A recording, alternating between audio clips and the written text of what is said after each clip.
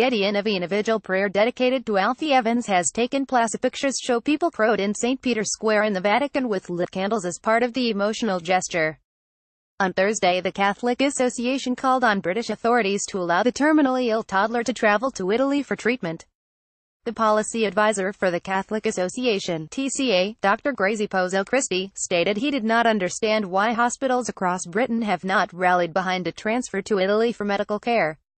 Mr. Pozzo-Christie stated, "The plight of Alfie Evans and his young parents has horrified people across the world who are watching as a powerful state withholds water and oxygen from a sick toddler, against the wishes of his desperate mother and father. Bambino Gesù Hospital in Rome, at the behest of Pope Francis, is ready and willing to care for the child, not promising a cure, which may not exist, but respecting their parental judgment and offering to accompany both Alfie and his family through this tragic situation. Why UK hospital authorities are standing in the way is beyond comprehension." Earlier this week, the High Court ruled that Alfie, suffering from a degenerative neurological disorder, should not leave the country out of his best interests. Yesterday, Alfie's father, Tom Evans, called off Alfie's army and praised NHS staff that had been caring for his son.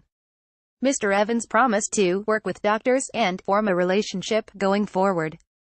He explained, "Our lives have been turned upside down by the intense focus on Alfie and his situation. We would now ask you to return back to your everyday lives and allow myself, Kate and Alder Hey to form a relationship, build a bridge and walk across it." We also wish to thank Alder Hey staff at every level for their dignity and professionalism during what must be an incredibly difficult time for them too. In Alfie's interests, we will work with his treating team on a plan that provides our boy with the dignity and comfort he needs. From this point onwards, there will be no more statements issued or interviews given.